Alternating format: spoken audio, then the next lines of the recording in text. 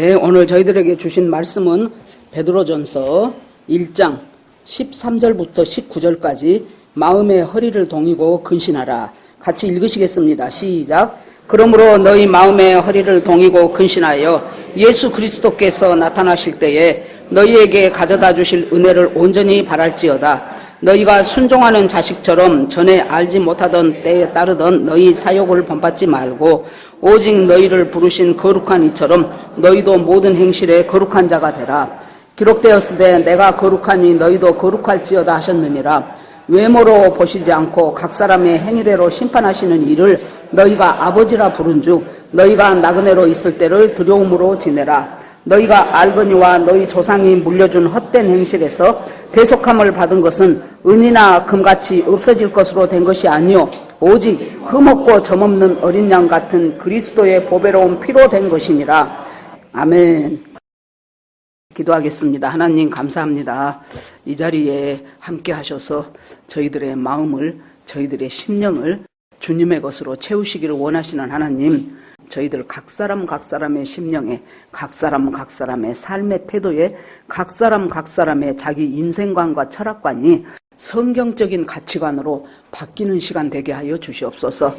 하나님 아버지여, 말씀은 능력이고 힘입니다. 우리 주님께서 우리의 산성이고 보호자 되시며 피난처 되신 우리 하나님이 말씀 속에서 통치하실 하나님을 감사하고 찬양을 올리며 예수님 이름으로 기도합니다. 아멘.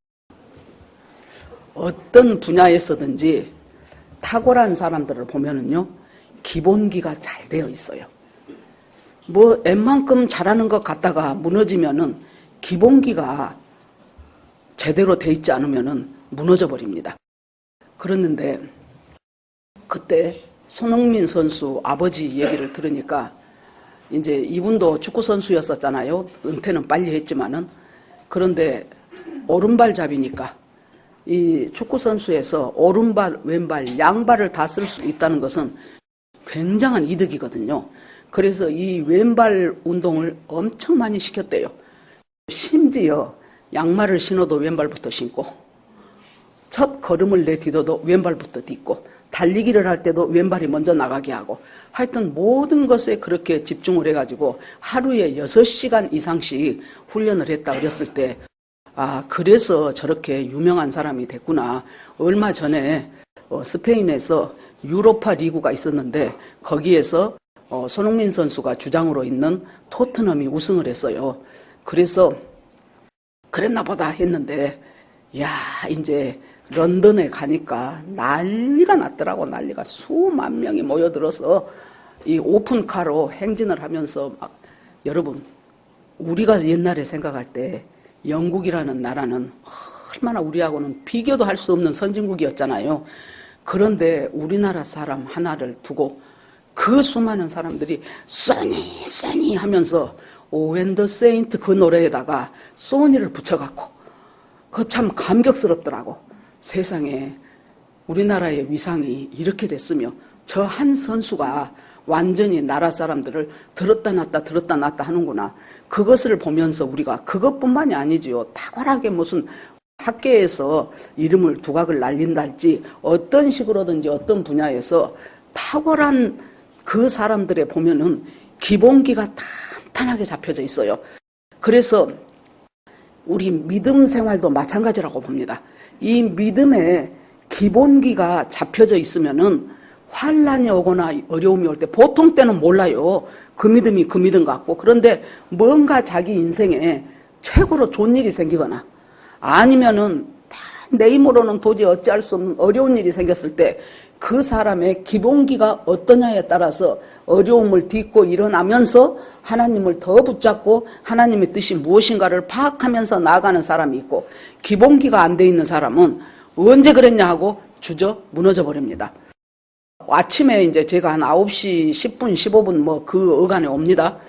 그러면은 항상 저보다 먼저 와 있는 분이 강전도사님, 임집사님 팀하고, 그 다음에 이금자, 이미자, 횡성 자매하고, 그리고 방에 보면은 동혁이하고 정용리 집사님이 9시부터 영어 공부를 해요. 그런데 여러분 둘 다 집이 멀어요.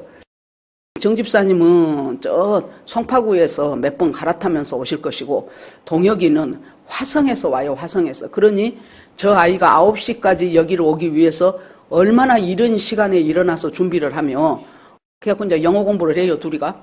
그러는데 오늘 집사님 말씀이 목사님 동혁이가 이번에 영어를 반에서 2등을 했대요. 그래서 와 잘했다 그랬더니 집사님이 지금까지 기본기를 익혔다는 거예요. 기본기를 익히고 나니까 딱 이렇게 뛰어오르더라는 거예요. 그래서 우리가 한 과목 공부 잘하는데도 기본기가 다져져 있으면 그 다음에 한 단계 뛰어오른다는 말이에요. 저는 신앙생활도 똑같다고 봅니다. 왜 이렇게 나는 믿음이 없을까? 왜 믿음이 안 자랄까? 여러분, 믿음이 자라나게 되는 우리가 하나님의 말씀으로 내가 구원받는 것을 알았지요. 그건 축복입니다. 그걸 아는 것은. 그 다음에 그 말씀이 나를 통치한다는 것을 알지요. 그걸 아는 것도 축복이에요. 그 다음에 우리가 또 축복으로 나아가는 것은 뭔 줄 압니까? 하나님의 말씀대로 내가 순종해 보는 것. 그것이 축복이에요. 그래 놓으니까 말씀을 부지런히 읽으면서 그 말씀이 내가 이해가 안 되거나 내 말하고는 내 마음하고는 안 맞아. 그러면 에이 하고 넘어갈 것이 아니고 하나님 이 대목은 내가 이해가 잘 안 됩니다. 이 대목은 나는 납득이 안 됩니다. 그러나 하나님이 그렇다고 하시니 내가 그것으로 하나님 아멘으로 한번 받겠습니다. 이렇게 내 입으로 선포를 해요. 그러니까 안 믿어지는 것들 믿어지는 것들 할 것 없이 자꾸 그 말씀이 입으로 선포가 될 때는요 내 속에서 한번 되새김을 했다는 소리예요. 그러니까 입으로 선포를 하고 그 선포된 말씀을 놓고 우리가 기도를 합니다. 그러면 그 기도를 할 때 양쪽 날개가 있는데요. 그 날개가 하나는 기쁨이고 하나는 감사예요. 기쁨과 감사라는 날개를 딱 달고 하나님이 주신 말씀을 내가 딱 붙잡고 그러고 하나를 향하여 날아가는 거예요. 그러면은 우리의 믿음이 작년 믿음보다는 금년이 다르고 금년 믿음보다는 내년이 달라질 것입니다. 그러면서 쭉 나아가는데 그게 안 돼. 그러니까 20년, 30년을 교회 다녀도 한탄하는 것은 나는 왜 믿음이 없을까요? 아니 생각을 해보세요. 그 유명한 운동선수가 그렇게 잘한 세계적인 선수가 될 때 나는 왜 축구를 못할까? 나는 왜 축구에 소질이 없을까? 그렇게 하고 계속 거기서 머물렀다면 동네 축구 선수도 못 돼요. 그런데 분명히 이렇게 하면은 내가 실력이 나아질 것이고 이렇게 하다 보면은 그때 제가 좋아하는 이영표 선수가 자기 이제 이렇게 나와서 간증하는 것을 들었어요. 자기가 축구를 엄청 좋아해. 좋아하는데 저 선수 자리도 아니고 내 자리도 아닌 애매모호한 곳에 공이 떨어질 때가 있다 그 말이에요. 그렇지 않겠습니까? 그 공은 어떤 일이 있어도 내가 다른 선수보다 먼저 그 공을 내 것으로 잡아야 되겠다는 생각이 들더래요. 그것이 중학교 1학년 때였어요. 그래가지고 그때부터 그러면 누구보다 빨리 달려야 될 거 아닙니까? 애매한 곳에 떨어진 공을 내 것으로 삼으려면. 그래서 자기가 이 2번 돌려뛰는 뜀뛰기 있죠. 그 뜀뛰기를 2번을 공중에서 돌려뛰는데 그것을요 하루에 1000개를 해야 되겠다 싶으니까 도저히 1000개를 못 하겠더랍니다. 그래서 100개씩 10번을 하자. 그래서 100개씩 10번을 2년을 하고 나니까 어떤 사람보다 자기가 먼저 가서 그 공을 자기 발에 타치하게 되더라는 거예요. 그리고 그렇게 하고는 그동안 한 3년을 그렇게 하고 나니까 자기 그 뜀뛰기 하면서 떨어져 나간 줄이 한 번은 이 손잡이가 떨어져 나가더래요. 계속 자꾸 돌리니까. 또 한 번은 2번 돌리면서 땅을 한 번 칠 것 아닙니까? 그 땅을 친 그것 때문에 줄이 끊어져 나가고. 그러면서 지금도 왜 우리가 2002년 월드컵이 끝나고 히딩크가 이영표를 아인트호벤 선수로 데리고 갔겠습니까? 그 사람 눈에 볼 때 저 사람은 수비수로서 정말로 막강하다는 것을 깨달았기 때문이겠죠. 그래서 우리가 신앙생활도 정말로 기본기가 탄탄하지 않으면 30년을 믿어도 그 모양 그 꼴이에요. 50년을 믿어도 그 모양 그 꼴이에요. 거기서 어떻게 어떻게 저렇게도 안 변할 수가 있을까? 그렇게도 안 변할 수 있는 것은 거기에서 발을 내딛지를 않고 자기 사는 스타일만 계속 고집을 하고 있으니 어떻게 믿음이 자라겠습니까? 그러니까 이제 어떻게 해요? 나는 왜 믿음이 안 자라나 몰라. 나는 왜 믿음이 안 자라나 몰라. 나는 왜 그 믿음이 없을까? 가만히 생각해 보십시오. 여러분, 부정적인 언어를 자꾸 내뱉는 사람은 믿음이 안 자라요.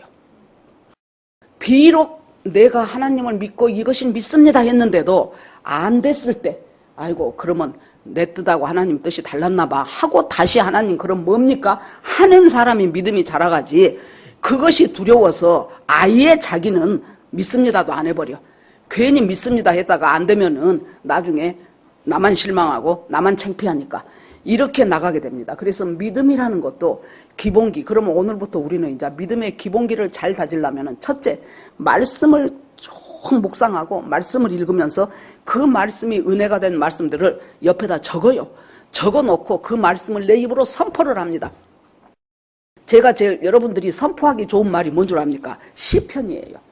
여호와는 나의 피난처시오, 여호와는 나의 방패시오, 여호와는 나를 돕는 자시오, 여호와는 나의 무엇이오, 막 나오지 않습니까? 그것을 그냥 보통 때도 그냥 밥하면서도 아니면 그냥 허리가 뻣뻣해서 좀 쉴까 할 때도 여호와는 나의 구원자이시오, 여호와는 나의 방패시오, 여호와는 나를 돕는 자시오, 나는 여호와는 나의 피난처가 되시며 나의 작은 신음에도 응답하시는 주 하나님, 주님이 지금도 나와 함께하고 있음을 나는 선포하노라 하고 계속해서 내 입으로 그것을 말씀하셔요. 여러분, 이 하나님이 천지를 창조하실 때 말로 창조했잖아요. 말씀으로 빛이 있으라 하시면 빛이 있었잖아요. 공창의 위에 물과 아래 물은 서로 나눠져라 하니까 그렇게 나눠졌잖아요. 그렇기 때문에 하나님의 형상대로 지은 우리 인간의 말 속에, 비록 우리가 많이 망가졌지만은 그럼에도 불구하고 그 말 속에 엄청난 능력과 파워가 있다는 것을 우리가 잊으시면 안 되죠. 그 전에 그 일본에서 그 사람은 안 믿는 사람인데 뭘 연구를 하려고 양쪽에다가 물을 떠놓고 한쪽 물에다가는 계속 좋은 말만 했어요. 아름답다, 고맙다, 반갑다, 참 너 보니까 진짜 아주 싱싱하다, 이런 말을 계속 해주고 한쪽 물에다가는 짜증나, 화나, 성질나, 너는 왜 그래, 이런 식의 말들을 한 며칠을 하고 한 이틀을 하고 그 물을 갖다가 냉동실에다가 얼렸어요. 그리고 얼뜻 말뜻 할 때 그걸 다시 꺼내갖고 현미경으로 조사를 하니까요, 아름답다, 예쁘다, 반갑다, 고맙다, 그 말을 많이 해준 그 물은 세상에 육각수로 변해 있더랍니다. 육각수가 뭔 줄 알죠? 물 중에서 우리 몸에 가장 이로운 물이 육각수예요. 그리고 이 못났다, 화난다, 짜증난다, 이런 말을 많이 들려줬던 그 물은 아무런 눈곱만큼도 그 물에는 좋은 것이 발견할 수가 없더랍니다. 또 밥도 마찬가지예요. 그런 말 여러분들 많이 들어보셨을 거예요. 밥을 두 개를, 흰 쌀밥을 해서 밥을 두 개를 펴놓고 한쪽 밥한테는 참 너 기름지고 맛있게 생겼다, 어쩌면 그렇게 윤기가 많이 나냐 그러면서 아이고 참 냄새도 좋네, 그런 말을 계속 해줘. 이쪽한테는 아이고 너는 무슨 놈의 모양새가 그렇게 생겨가지고 진기도 없어갖고 그거 먹어봐야 하나 영양에 좋지도 않겠다, 뭐 이런 소리를 많이 한 거예요. 그러니까 한 이틀 지나니까 이제 곰팡이가 피었어요. 그런데 좋은 말 많이 해주는 그 밥에는 곰팡이가 약간 노르스름한 하얀 곰팡이, 이쪽 곰팡이는 시커매갖고 아주 검푸른 그 그냥 보기에도 흉측한 곰팡이가 피더랍니다. 뭡니까? 우리 인간의 말이 이렇게 능력이 있다는 거예요. 그러니까 내가 하는 말, 내가 그 말 좀 했다고, 아니요. 첫째 여러분, 부정적인 말을 버리시고, 두 번째는 뭐예요? 하나님이 주시는 이 귀한 말씀을, 성경은 한마디로 말하면 뭡니까? 하나님이 우리를 향해서 써주신 연애 편지예요. 그러니까 사랑의 편지예요. 한마디로 끝까지 전부 나는 너를 사랑한다, 나는 너를 사랑한다, 그 얘기예요. 사건도 다르고 시대도 다르지만은, 그런데 말씀을 안 읽으니, 연애 편지를 안 읽으니 사랑하는 그 애인이 나한테 들려준 말을 알 수가 있나? 안 읽으니. 읽고 또 묵상하고. 여러분, 정말로 사랑하는 사이에 연애 편지를 받았다면 눈으로 한번 뜩 하고 놔두겠습니까? 꼼꼼히 또 읽어보고 또 읽어볼 것입니다. 그렇게 해서 먹고 묵상하고 씹고 뜯고 삼키고 그렇게 하면서 거기에서 나에게 주신 그 은혜된 말씀을 내가 입술로 자꾸 선포를 하는 거예요. 지금 이 베드로전서는 우리가 베드로 하면은 바로 예수님의 제자 베드로 하면은 얼른 떠오르는 것들이 있을 것입니다. 아이고, 예수님을 3번이나 부인했던 사람, 그리고 그냥 뭔 건수만 있으면 지가 앞장서 갖고 다혈질로 달려갔다가 또 예수님한테 혼난 사람, 나중에 예수님 앞에 네가 나를 사랑하느냐 이렇게 해가지고 다시 회복된 사람, 뭐 다양할 것입니다. 이 베드로 전서가 AD 63년 말에서 64년 초 정도에 쓰여졌을 것이라고 추정을 합니다. 여러 가지 미루어 봐서. 이때가 언제였냐 그러면은 AD 64년에 로마 대화재 사건이 있었어요. 여러분들 아시지요? 네로 왕 시대 때. 원인이 정확하지는 않으나 통설에 의하면은 네로가 불질러 놓고 지금 로마 시가지가 절반을 넘어서서 3분의 2 가까이가 다 이렇게 화재로 타버렸던 엄청난 사건. 그래서 이 인류의 역사상 3대 화재가 있어요. 하나는 이 로마의 사건, 하나는 저기 런던 대화재가 있었고, 하나는 동경 대화재가 있었어요. 이 엄청난 대화재인데 얼마나 민심이 흉흉해지고 그곳에 있는 사람들이 도대체 이 불의 원인이 무엇인가 하면서 언제든지 무엇이 잘못되면은 제일 지도자를 탓하게 돼 있잖아요. 비가 많이 와도 저것이 정치를 잘못하니까 비가 많이 온다 그러고, 비가 안 오면은 저것이 정치를 또 잘 못하니까 비가 안 온다 그러고, 옛날에 노무현 대통령일 때 지금도 기억이 나요. 길 가다 넘어져도 노무현 때문이라 그랬대요. 이제 이 왕이 생각을 해보니 이 백성들의 안 좋은 여론을 어딘가에 하나 몰아줘야 될 것 같아요. 그러니까 이 불이 지금 누가 났냐 하니까 그걸 갖다가 평소에도 자기 마음에 안 들었던 기독교인들한테 다 뒤집어 씌워버렸어. 저 기독교인들이 이 불을 냈다. 그래 놓으니까 이제 사람들은 그것이 진실인지 거짓인지 따지지도 않아. 옛날에 보세요. 광우병 사건으로 아주 시청 광화문 그쪽에 난리가 나고 촛불 들고 나가고 뭐 유모차 들고 나가고 막 그냥 아주 뭐 MB 아웃에서 낳고 난리를 쳤지요. 그것이 진실인지 거짓인지 중요하지가 않아요. 그냥 성질 나는 거예요. 이것을 이 군중 심리를 이용한 것이 소위 선전선동이에요. 선전선동을 잘하는 집단들이 한마디로 좌파 집단들이에요. 그렇게 해가지고 국민들을 그냥 이 언론을 장악을 해버리면은 언론에서 여러분 히틀러의 대변인이라는 괴벨스라는 사람이요. 그 사람이 했던 유명한 말이 있어요. 거짓말도 10번 하면 참말이 된다 그랬어요.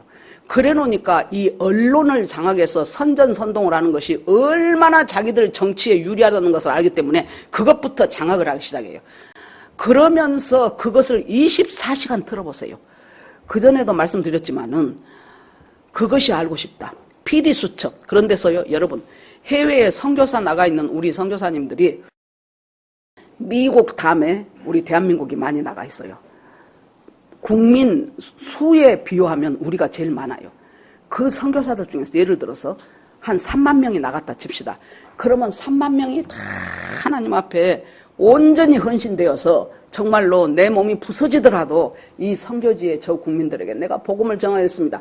이런 사람들이 많지요. 그러니까 나갔지요. 그런데 그 중에서 대개 한 10% 정도는 엉터리요. 10%는 정말로 선교비가 아까운 선교사들도 많아요. 그래가지고 선교비 받아갖고 자기가 또 엄청 선교 잘한 양 선교 편지 보내주고 그리고 자기는 선교비 받고 이런 사람들도 왜 없겠습니까? 그러나 보도를 할 때는 그 10%의 사람을 딱 찍어. 그래갖고는 막 그 사람이 못된 짓 했고 그 사람이 어쩌고. 여러분, 한국 교회가 5만 개가 넘는 한국 교회 중에서 어떻게 그 교회 목사님들이 전부 하나님 앞에 헌신하고 바르고 정직하고 청렴하고 그렇게 살겠습니까? 그런 분들이 많지요. 그런데 그것이 안 되는 목사님도 있어요. 특별히 대형교회 목사님들. 이런 분들은 이제 사례비도 많이 받고 교인 수도 많고 그러니까 그 중에서 뭐 하나가 딱 걸렸다 하면은 침소봉대 해가지고 거짓말 참말 보태갖고 그냥 한 50분 정도를 텔레비전에서 만들어갖고 때려버려요. 그러면은 여러분 한 번 그럴 때마다 교회 다니는 사람 수가 100만 명씩 떨어진답니다. 그것을 여러분 놀라지 마세요. 어느 해에는요. 세상에 공중파 방송에서 1년에 33번을 했대요. 나는 한두 번 한 줄 알았더니 33번을, 그러니까 한 달에 몇 번을 했다는 소리예요. 적어도 2번 반을 했다는 소리 아닙니까? 그것도 잠깐 뉴스로 나온 것도 아니고 50분 1시간짜리 큰 것, 사람들이 제일 많이 보는 10시 때 이런 때에 갔다가 그냥 어디 대형교회 목사 한다가 무엇을 어쨌다 그러면 막 거짓말로 해가지고, 저는 지금도 기억이 나요. 전두환 대통령 때인데 하여튼 자기가 정권을 잡았어도 미국에서 이 전두환을 안 좋게 생각해요. 그러니까 그때 박조준 목사님이라고 있었어요. 아신 분들 기억나죠? 그분이 참 여러모로 훌륭하신 분이었는데 갑자기 뉴스에 도배가 되더라고. 무엇인고 그랬더니 그 사람이 외화 밀반출하려고 뭐 몇 불이라더라. 하여튼 상당히 큰 돈이에요. 그 돈을 갖고 몰래 신고 안 하고 미국으로 나가려다가 공항에서 잡혔다는 거예요. 그래갖고 막 돈 봉투도 막 돈 싸진 것도 나와지고 굉장히 우리 교인들도 실망을 했죠. 아니, 저 목사님 왜 저랬어? 그동안 훌륭하신 분인 줄 알았더니 꼼짝없이 잡혀버린 거예요. 세월이 흘렀어요. 그래서 그 목사님은 이제 일단 그 교회에 사임하고, 그리고 이제 들어가갖고 있다가 세월이 흐른 후에 나중에 이제 제대로 이제 그 목사님도 입을 열어서 말씀을 한 거 보니까 이 전두환이 어떻게 미국 대통령한테 좀 자기가 좀 인정받고 싶고 이렇게 광주 항쟁을 통해서 자기 국민들을 많이 죽이고 그런 사람이 대통령이라고 권한을 잡고 있고 하니까 이제 이쪽에서 취급을 안 해주는 거예요. 그러니까 박조준 목사님 보고 당신이 미국을 가거들랑 그 아는 목사님들 많고 대통령하고도 가깝고 그러니까 그쪽에서 나를 좀 어떻게 해서든지 이 미국을 가게 해서 그 대통령하고 정상회담을 할 수 있도록 나를 좀 주선을 해달라 그랬어요. 그래 놓으니까 타협할 줄 아는 사람 같으면은 제가 있는 대로 힘써보겠습니다. 그러고 나갔으면 될 텐데 박조준 목사님이 뭐라 그랬어요? 나는 사람의 종이 아니고 하나님의 종입니다. 그것은 내가 들어드릴 수가 없습니다. 그러니까 아이고 요것 보소 내 권력이 얼마인지 모르네. 그러고는 이 목사님 미국 갈 때 딱 해가지고 슬쩍 갔다가 그 달러를 갖다가 그때 얼마였는가 제가 기억은 안 나는데 그걸 갖다가 해갖고 목사님을 완전히 한 사람을 매장시켜버리는 거예요. 여러분, 권력이라는 것이 이렇게 무섭습니다. 그 사람은 몰래나 했지. 지금은 어떻습니까? 탄핵이 31번째예요. 31번째. 그 다음에 탄핵당한 대통령이 있는 그 당은 앞으로 대통령 후보를 내지 말라는 거예요. 그리고 우리가 잘 아는 대법원 그 판사들이 조금 불리하게 그걸 자기들한테 불리하게 판결을 했죠. 그래 놓으니까 어떤 일이 벌어졌습니까? 그 사람 대법원 그 재판관 수를 30명으로 늘려. 거기에 누가 들어간 줄 압니까? 자기들 마음대로 하는 세상이 돼버렸어요. 두렵지도 않고 무섭지도 않아요. 여러분, 며칠 전에 이틀 동안 사전선거할 때 얼마나 많은 비리가 나왔습니까? 어떤 사람이 투표하려고 가서 보니까 이미 자기 투표지에 1번, 2번 딱 돼 있는 거예요. 기표가 돼 있는 거예요. 어떤 사람들은 자기가 보니까 그 뭉텅이로 투표 용지가 막 들어오는 거예요. 그러고 이제 주르륵 또 사람들 줄 서놓고 투표 용지를 줄 거 아닙니까? 그 사람들이 그것 갖고 거기 들어온 이상 투표하고 나가야 되잖아요. 나가서 식당에서 밥 사 먹고 자기 할 일 다 하고 그때서 또 들어와. 어떤 사람은 자기가 찍고 다시 나가서 지금 남편 것을 자기가 들어와서 또 찍고. 이건 뭔 엉망진창이죠. 그래서 미국에서 선거 감시단이 왔지만은 배째라요. 선거 감시하겠다고 하니까 못해 하지 말라는 거예요. 이런 것들이 벌써 지금 이 사전투표 속에서도 엄청나게 이루어진 것을 봅니다. 여러분, 참 어려운 시대에 우리가 살아가고 있어요. 그런데 이렇게 믿음의 기본기가 탄탄하지 않으면은 이 말 듣고 무너지고 저 말 듣고 실망하고 낙심하고 아이고 어찌야 됐고 뭐 이민 가야 되겠네. 아이고, 주님이 어떤 상황 속에서도 하나님은 우리의 주권자 되셔요.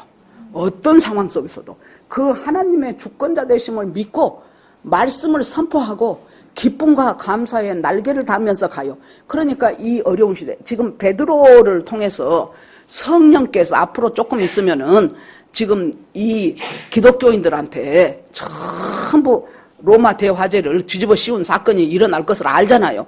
그러니까 베드로 사도를 통해서 1절에 보니까 1장 1절에 보니까 예수 그리스도의 사도 베드로는 본도, 갈라디아, 갑바도기아, 아시아, 비두니아의 흩어진 나그네들한테 편지한다는 거예요.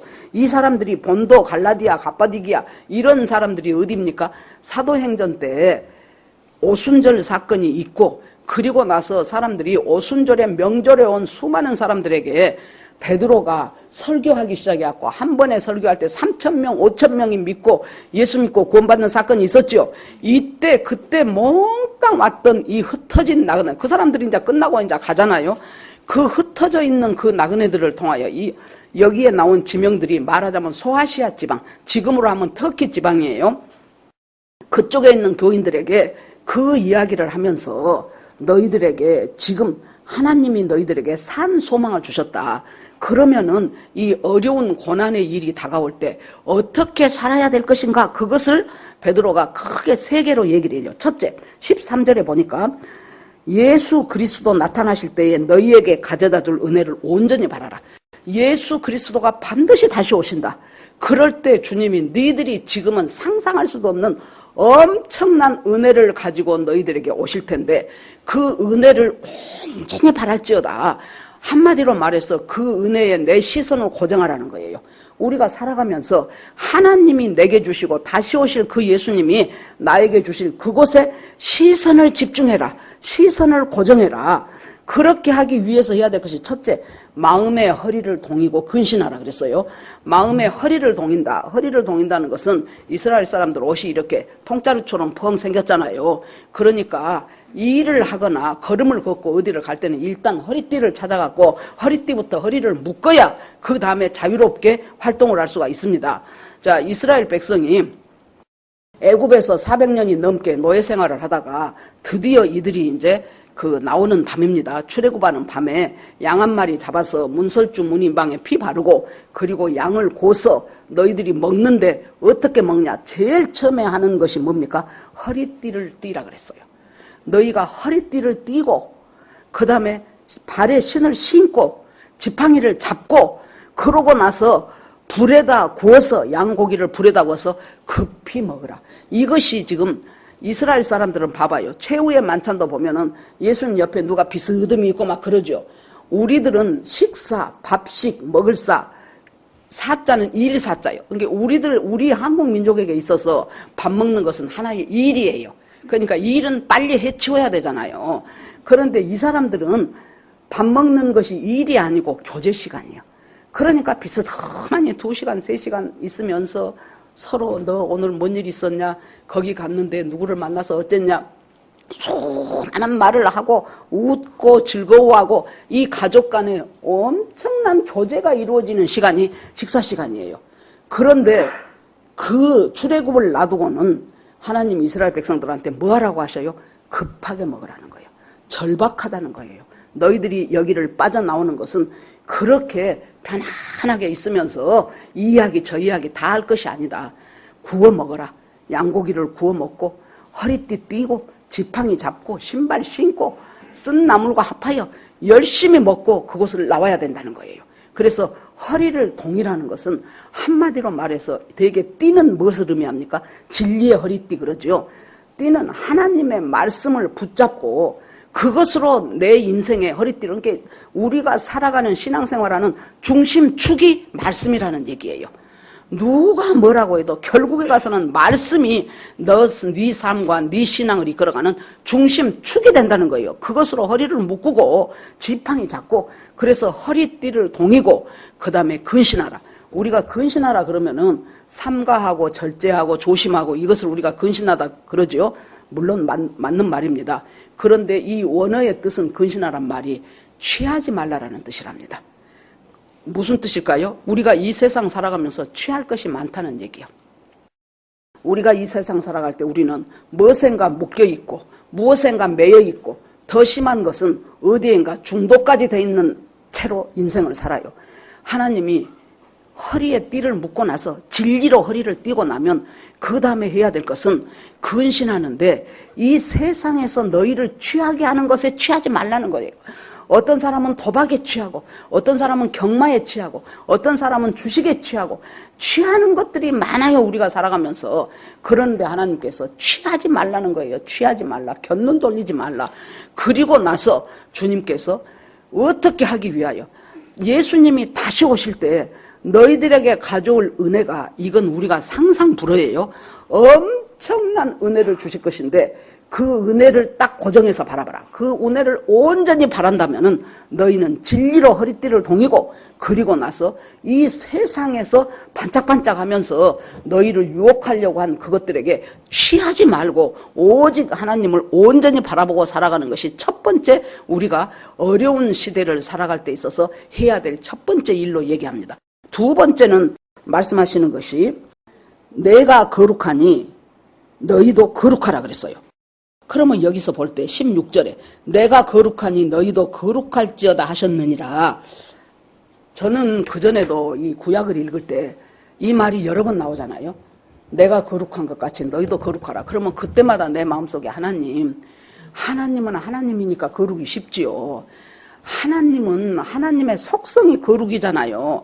그런데 인간인 우리가 어떻게 하나님처럼, 하나님이 내가 거룩하니 너희도 거룩하라, 어떻게 하나님처럼 거룩할 수가 있겠습니까? 이것은 참 우리한테 너무 많은 것을 기대하십니다. 주님, 그냥 조금 애써봐라, 조금 착하게 살라고 노력해봐라, 그 정도라면 조금 몰라도 내가 거룩한 것 같이 너희도 거룩하라. 이 말을 여러분 왜 우리가 어렵게 생각이 됩니까? 내 상태를 생각하면 이 말은 어려울 수밖에 없어요. 나의 상태를 생각하면 아침에도 죄짓고 저녁에도 죄짓고, 욕심 안 부린다 했다도 욕심이 팍 생겨갖고 실수하고, 이런 일들이 우리가 연속적으로 일어나면서 살아가는데 어떻게 하나님이 거룩한 것처럼 내가 거룩합니까? 내 상태를 생각하면 있을 수 없는 일이에요. 그러니까 이 거룩의 개념이 오늘 반드시 꼭 알아두세요. 거룩의 개념이 상태가 아니고 관계 개념이다. 자, 거룩은 관계다. 시작. 거룩은 관계다. 한마디로 말해서 하나님이, 자, 서로 사랑하는 두 남녀가 있어요. 그 중에서 이제 사랑을 고백을 하면서 한 사람이 있다가 나는 너밖에 없어. 진짜 나는 네가 좋아. 나는 너를 100% 사랑한다. 그러면 너도 나를 그렇게 사랑해다오. 이것이 거룩이에요. 그 여자가 조금 지 마음에 들든지 안 들든지, 아니면은 내가 원치 않는 것을 하든지, 그것이 문제가 아니고, 그 전에 꽤 오래된 드라마 중에서 파리의 연인이라는 드라마가 있었어요. 목사님은 맨 그런 것만 본가 봐. 아니, 그냥 몰아보기 쬐끔 봐요. 거기에 이제 남녀가 나오는데요. 한 남자가 저 여자를 무지하게 좋아해. 근데 저 여자는 엉뚱하게 딴 사람을 좋아하네. 내가 너를 사랑한다, 좋아한다 엄청나게 사인을 하는데도 알면서도 이 여자는 지가 좋아하는 남자가 따로 있기 때문에 얘한테 그러지 마라 그래요. 그러자 드디어 엄청난 고백을 하죠. 한번 그 여자 손을 갖고 와서 자기 가슴에 대요. 그러면서 유명한 말 하죠. 이 안에 너 있다. 아주 전 대한민국에 난리가 나버렸어. 여자들이 가슴이 설레갖고 미쳐. 손을 딱 갖다가 가슴에 대면서 이 안에 너 있다. 참, 이 드라마 작가는 보통 사람이 아닌 것 같아요. 어떻게 그런 말을 생각을 했는지 모르겠어요. 그래가지고 그냥 난리가 나. 아마 그거 많이 써먹은 남자들이 있을 거예요. 프로포즈 하면서 이 안에 너 있다 그러고. 한마디로 말해서 이것이 거룩이라니까요. 이 안에 너 있어. 나는 너밖에 없어. 나는 진짜 너 외에는 나는 생각해 본 적은 없어. 이 관계 개념으로 생각하니까 내가 거룩한 것 같이 너희도 거룩하란 말이, 아, 나도 할 수 있겠구나. 내가 다른 데 눈 돌아가지 않고 하나님만, 비록 우리는 흠도 많고 점도 많아서 맨날 실수하고 넘어지고 죄짓고 그래요. 그럼에도 불구하고 정말로 이 안에 너 있다 한 것처럼 하나님 중심으로 내가 살기를 원한다면 하나님이 우리한테 내가 거룩한 것 같이 네가 거룩하구나 라고 해주신다 그 말이에요. 그것이 거룩의 개념이에요. 그러니까 거룩은 상태가 아니고 관계다. 나는 너밖에 없어. 진짜 나는 너 외에는 나는 어느 누구도 나는 생각하고 싶지도 않아. 이것이 거룩입니다.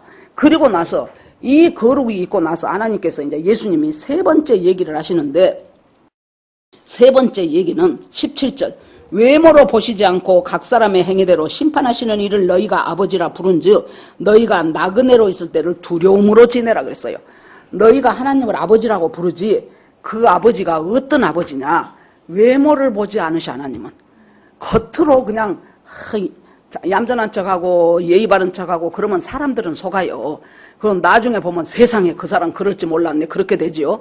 하나님은 외모로 보지 않고 그리고 나서 각 사람의 행위를 보시고 심판하시는 그 하나님을 네가 아버지라고 부르냐? 그러면 네가 사람은 속여도 하나님은 못 속이잖아요. 그 하나님한테 그럴듯하니 말하고 그것으로 하나님은 넘어갈 뿐이 아니다. 그 하나님을 네가 하나님이라고 부른다면 네가 살아가는 나그네 인생을 너는 두려움으로 보내라. 여기서 우리 인생길을 나그네길이라고 했어요. 그래서 이 인생길을 살 때 하나님 앞에 두려움으로 가라는 거예요. 자, 예를 들어서 어떤 사람이 그전에 뭐 그런 예화가 있었어요. 어떤 왕이 사형수 한 사람을 사형에서 면제해 주는데 어떤 조건을 걸었냐 그러면은 네가 자 시장을 돌아가는데 이만한 그릇을 줬어요. 그릇을 주면서 이 그릇을 갖고 시장 한 바퀴를 팽 돌아서 다시 나한테로 와라. 그런데 여기서 물을 한 방울이라도 흘리면 너는 그대로 사형 그대로 집행이 되고 네가 물을 한 방울도 안 흘린다면 네 사형은 면제가 된다. 그래서 그 그릇에 아주 너물락말락한 물을 채워줬어요. 그리고 이제 시장을 이제 한 바퀴 돌아야 돼. 시장이 얼마나 사람도 많고 살 것도 많습니까? 이 사람 들고 지금 가는 거예요. 행여라도 이 물 한 방울이라도 떨어질까 봐서 막 있는 힘을 막 다해서 집중을 해서 와서 드디어 한 방울도 안 흘리고 도착했어요. 그랬더니 그 왕이 뭐라고 묻습니까? 너 시장 입구에 뭐 파는 사람이 있더냐? 모르지요. 이것 보느라고. 거기에 뭐 정육점이 있을 수가 있고 조금 더 가다 보니까 야채 파는 사람이 있고 조금 더 가니까 생선 파는 사람이 있고 그랬을 것 아닙니까? 한 개도 안 보여. 한 개도. 이 사람은 오직 이 그릇 하나 물 안 떨어지려고 막 있는 힘을 다해서 그렇게 하고 온 거예요. 이것이 뭐예요? 두려움으로 지내는 거예요. 이 하나님에게만 집중하면서 살아간다는 거예요. 그러면은 옆에서 일어나는 일들 가운데 막 누가 잘 됐단다, 돈 잘 벌었단다, 어쨌단다. 그것이 그럴 수도 있고 안 그럴 수도 있고 그냥 그래 하면서 집중하는 것은 이 물방울 안 떨어지는 데만 집중해. 하나님의 말씀에만 집중하면서 살아가는 거예요. 그러니까 이 아브라함을 보면은요. 진짜 아브라함이 히브리서 11장에서 아브라함은 나그네로 지내면서 자기 아들 이삭과 자기 손자 야곱과 얘네들하고 같이 살면서 똑같이 장막에 거했는데 왜 이 사람은 하나님이 상당히 물질도 많이 줬어요. 그러는데 내가 지금 살아가는 이 세상은 나그네 세상이기 때문에 나는 장막에 거하면서 살겠다고 하면서 그렇게 할 수 있었던 원인이 무엇이냐? 저 영원한 천성인 하늘나라에 하나님이 짓고 하나님이 경영하시는 그 천성에 내 집이 있다는 것을 확실하게 믿었기 때문에 이 사람은 이 세상 살아가면서 그렇게 세상적인 것에 집착하지 않았다는 소리예요. 자기 집이 서울에 좋은 집이 몇십억짜리 집이 있는데 자기가 캠핑을 가면서 온갖 것을 다 동원해서 그렇게 비싸게 캠핑을 가냐고요. 우리가 금방 텐트를 엄청나게 비싼 텐트를 사갖고 거기 가서 그렇게 안 해요. 한 3일 있다가 올 것이니까. 왜 그렇습니까? 서울 가면은 내 집이 있으니까 나는 그 집에 돌아가고 이것은 여행하는 도중에 잠깐 이렇게 조금 쓰다 말 뿐이라는 것을 안다면은 그 텐트가 자기 집인 것처럼 그 난리를 치면서 온갖 돈을 다 쏟아붓고 온갖 정성을 다 쏟아부을 필요가 없다는 얘기입니다. 그래서 나그네로 살아가는 때를 두려움으로 이것이 바로 하나님을 경외하는 것이라고 합니다. 그래서 하나님을 두렵고 떨림으로 하나님을 경외하라 그랬어요. 그러니까 바울이 빌립보서에 뭐라고 말합니까? 나는 달려갈 길 다 달려갔다. 그러면서 나는 믿음을 지켰다. 이제는 하나님께서 나에게 주실 것은 하나님이 나에게 주실 면류관이 예비되어 있다 그랬어요. 확실한 믿음을 갖고 있었던 거지요. 그 확실한 믿음이 어느 날 하나님 나한테 확실한 믿음 주세요. 그래갖고 툭딱 떨어지는 것이 아니라니까요.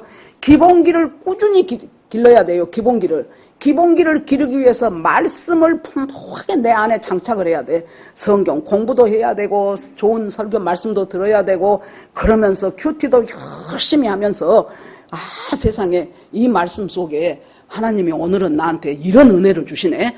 그러면서 그 말씀을 되씹고 되새기고 그러면서 믿음으로 제가요 그 대학교 2학년 때 이제 우리 친구를 아침에 만나가지고 어디 가냐 했더니 자기들끼리 성경 공부한다 그래갖고 내가 이제 그때부터 참석하게 됐다 그랬잖아요. 저는 참 성경이 재밌었어요. 성경 공부가. 그래가지고 그 친구가 나보고 오늘 가서 집에서 성경 마태복음 한번 읽고 와. 그래서 그러고는 마태복음을 단번에 1장부터 28장까지 다 읽었다 그랬죠. 그래서 모든 사람이 다 그런 줄 알았어요. 엄청 재밌더라고. 그런데 그 다음에 마가복음, 누가복음 보니까 거의 똑같은 내용을 왜 또 쓰고 또 썼을까 그렇게 생각을 했었거든요. 그래서 이 말씀의 맛을 알아간다는 것은 굉장히 은혜롭고 기쁜 일이에요. 그 말씀이 제가 풍부하다는 얘기가 아니고 어찌됐든지 몇십 년 동안을 그 말씀의 맛을 알고 풍부해지고 깨닫게 되니까 어떻게 됩니까? 그 말씀 속에서 기둥이 세워지는 거예요. 인생이라는 것은 이런 것이고 하나님의 자녀한테 베풀어 주신 은혜란 것은 이런 것이구나. 여러분, 은혜하고 은총이 비슷하지요. 어떻게 다르냐 그러면 은혜는 우리가 많이 들어서 알아요. 도저히 받을 자격이 없는 나한테 하나님이 그냥 부어주시는 선물이 은혜예요.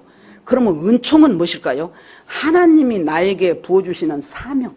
그 사명을 붙잡고 내가 사명대로 순종하고 살아가겠습니다 했을 때 바로 그때 하나님이 부어주신 능력과 하나님의 임재가 은총이에요. 둘이 굳이 구분을 하자면 그러니까 뭔가 하나님이 나에게 작은 사명도 있고 큰 사명도 있고 사명을 주실 때 이것이 하나님이 나에게 주시는 사명이구나 하면은 그 사명을 가지고 주님 내가 비록 힘도 없고 실력도 없고 부족하지만은 이 사명대로 내가 한번 주의 뜻대로 열심히 내가 살아보겠습니다. 그렇게 했을 때 주님이 필요할 때는 사람도 붙여주시고 능력이 필요할 때는 능력을 더해주시고 임재가 필요할 때는 임재로 나타나시고 그렇게 하면서 그 일을 수행해 갈 수 있도록 해요. 그런데 우리는 어째요? 현재 내 상태를 보고 아이고 나 그건 못해요. 옛날에 제가 젊어서 CCC 어머니 수능 다닐 때 한 7, 80명 정도 모였을 거예요. 어머니들이.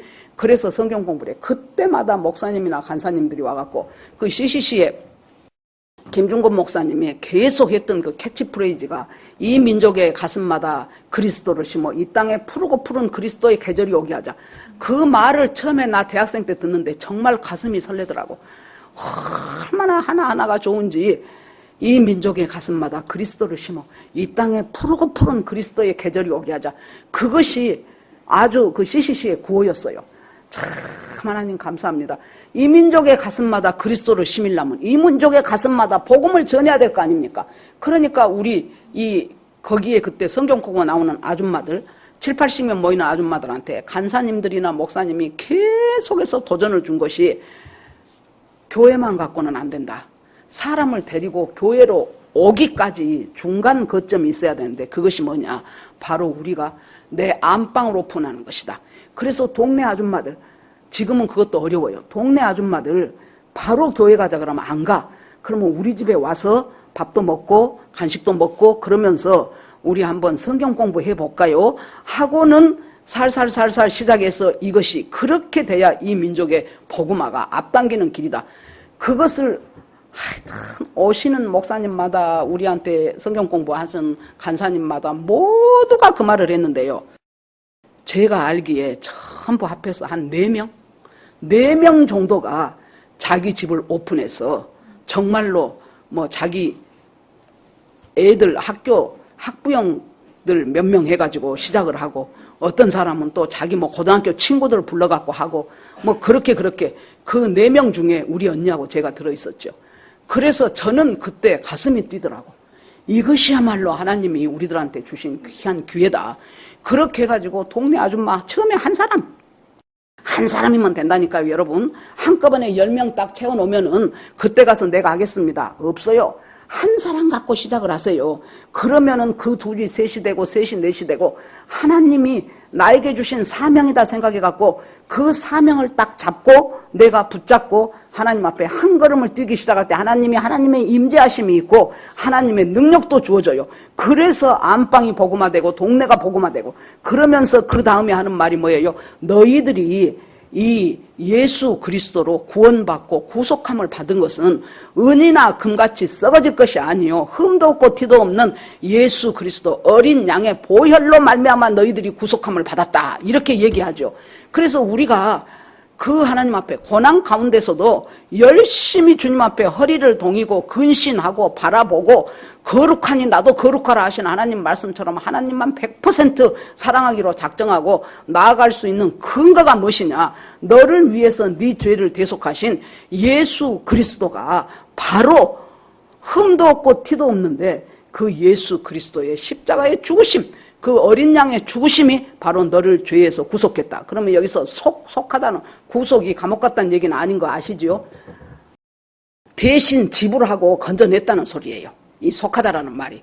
대가를 지불하고 건져냈어요. 자, 그러니까 예수가 우리를 구원하기 위해서 이제 노예 시장, 우리는 죄의 노예가 되어 살고 있는 사람들이었어요. 로마의 그 당시에 로마가 엄청나게 그때 강대국이었기 때문에 나라들하고 전쟁만 하면 다 잡아와요. 그 사람들이 다 노예가 되는 거예요. 그래서 모든 길은 로마로 통한다 그랬잖아요. 그렇게 해가지고 이제 이 노예가 수천 명이 아니고 수천만 명이 되는데 그 노예들이 그러니까 노예가 많으니까 노예 시장이 엄청 활성화됐겠죠. 그러면 이 노예 시장에서 A라는 사람을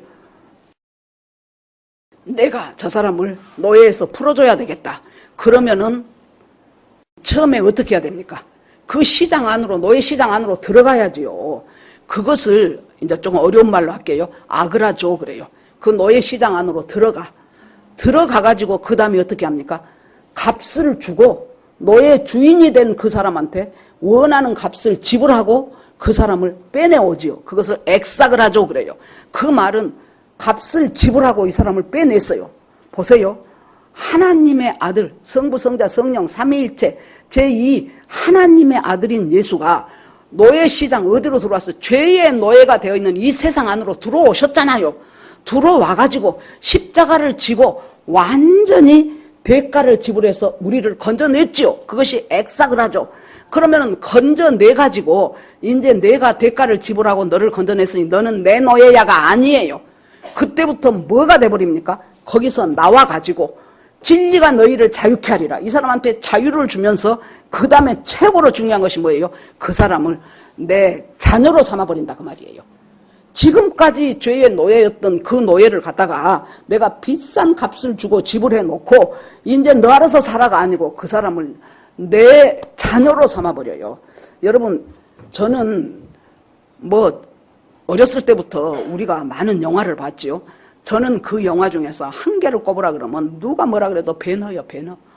정말로 배너는 기가 막혀. 이건 정말 하나님이 성령이 역사했다고 봅니다. 물론 배우 찰턴 헤스턴도 엄청나게 잘했지만은 거기에서 이 배너라는 사람이 여러분 알다시피 그 친구의 모함으로 말미암아 이 사람이 이제 유대 총독으로 오면서 사령관으로 오면서 배너에게 도와달라고 하죠. 그러니까 배너가 민족을 배반하는 일은 나는 하지 않는다 그랬더니 갔다가 그냥 모함을 하고 음모를 씌워가지고 이제 이 사람을 노예선으로 끌고 가죠. 노예선으로 끌어가는데 그때는 이렇게 배가 동력이 좋은 엔진이라든가 이런 것이 없을 때잖아요. 그래 놓으니까 그 배 밑바닥에 제일 밑에 선창에가 이런 죄수들을 수백 명을 거기다 두고 그 사람들이 노를 저어서 배가 나아가는 거예요. 그래 놓으니까 그 노예선에서 2년 이상 버틴 사람이 없어. 얼마나 환경도 열악하고 몸도 약해지고 지금 그리 끌고 갑니다. 그런데 거기서 여러분 중요한 것 하나를 생각을 해보세요.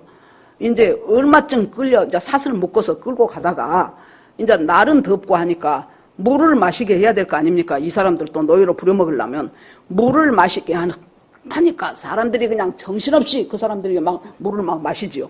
그래서 이제 배너도 물을 마시려고 그러니까 채찍을 팍 치면서 그 사람에게는 물 주지 말라고.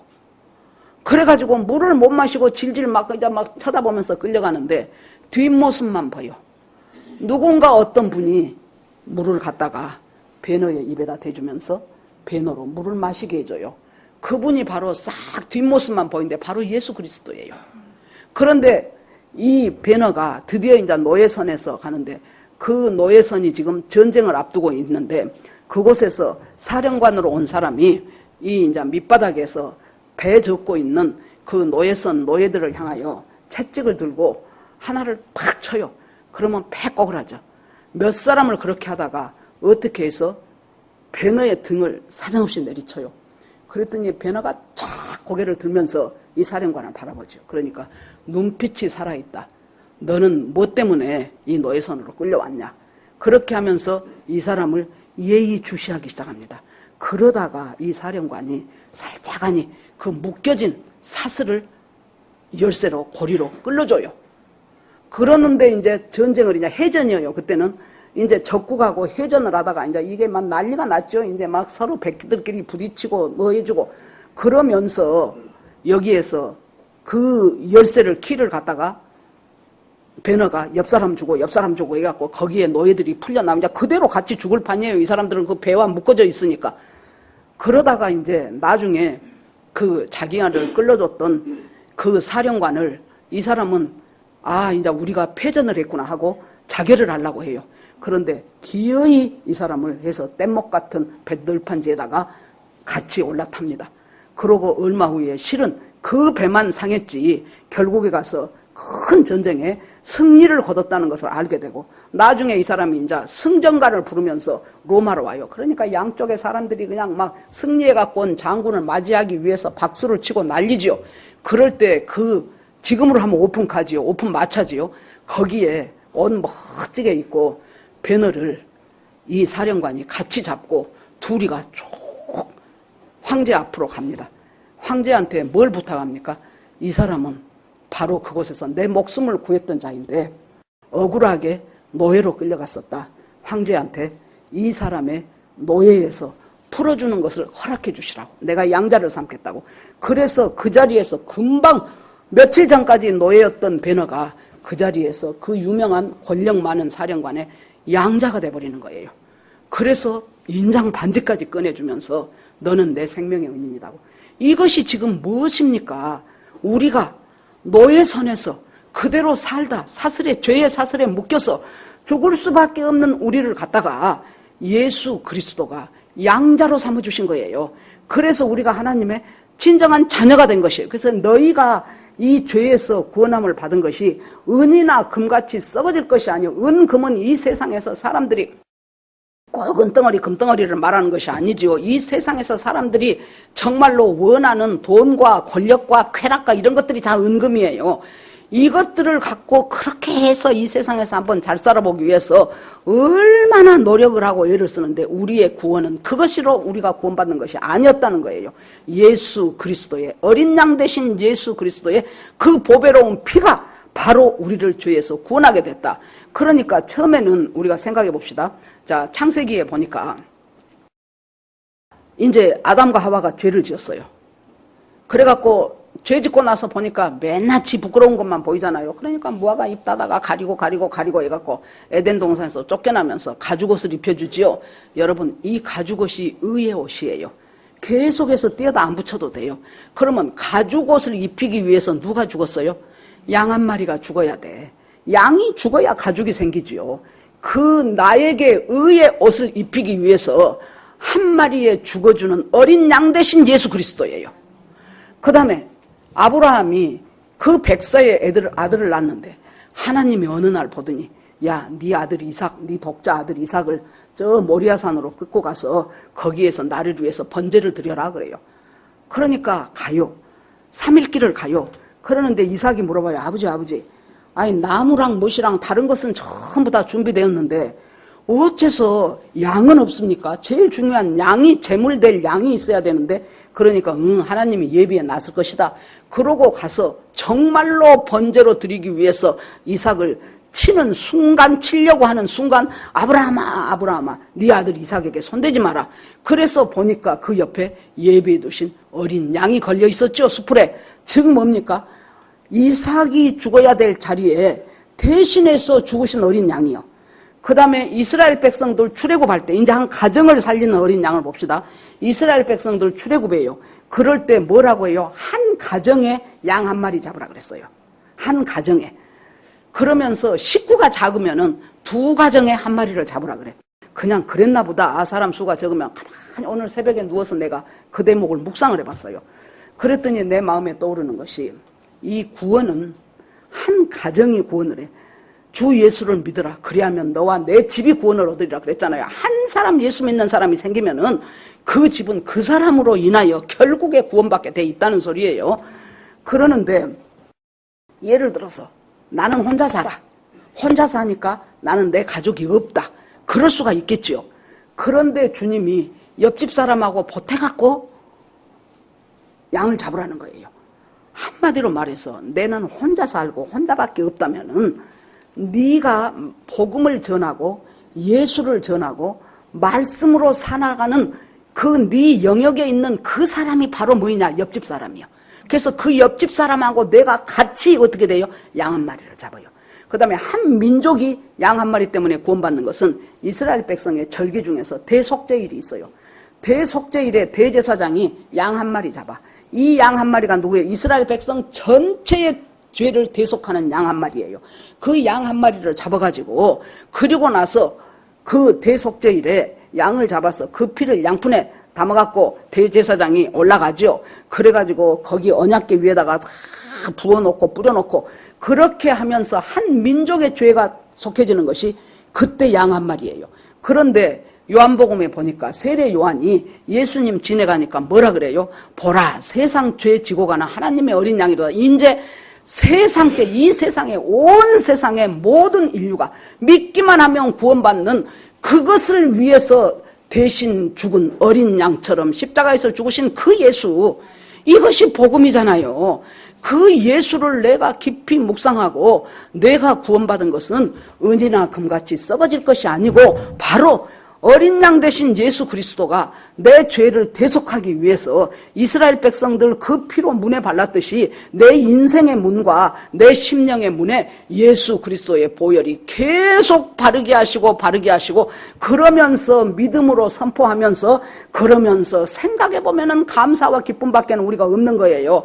감사와 기쁨의 양날개를 달고 하나님, 내가 주님을 믿고 어떤 상황 속에서도 이렇게 살아가기를 원하나이다 하면서 하나님 앞에 믿음으로 계속 전진하는 우리를 향하여 은총을 베푸셔. 이 은혜는 이미 베풀었고 은총을 베푸셔요.